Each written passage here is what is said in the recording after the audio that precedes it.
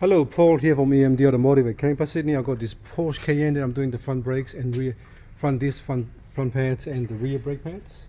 Just want to show you, got this on here on the wheels. The reason why I have this here, so I can take the wheel off without scratching the actual caliper. And I don't use rattle gun here in the workshop. I just use the manpower to crack the wheel bolts and then take it off properly using this tool here.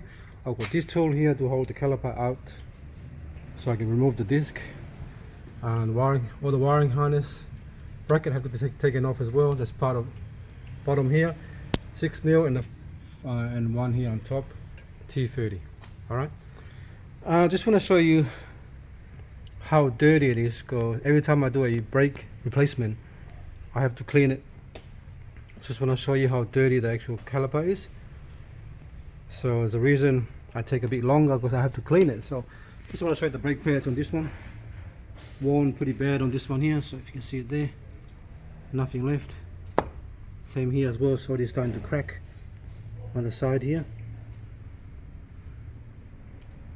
Alright, because the disc is worn as well, that's what happened. See the shape there, due to a worn brake disc.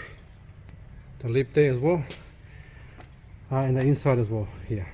Alright, but now I'm gonna clean up. I'm gonna clean this and I'll show you after when I finish. Let me just press pause.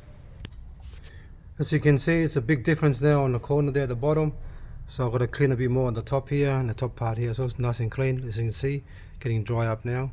So it takes a long, I mean, you just try your best. You can't clean everything because the brake caliper is still on the car, but just gonna try my best to clean as much dust I can, otherwise it will go on the new brake pads. Alright, thanks for watching and please subscribe.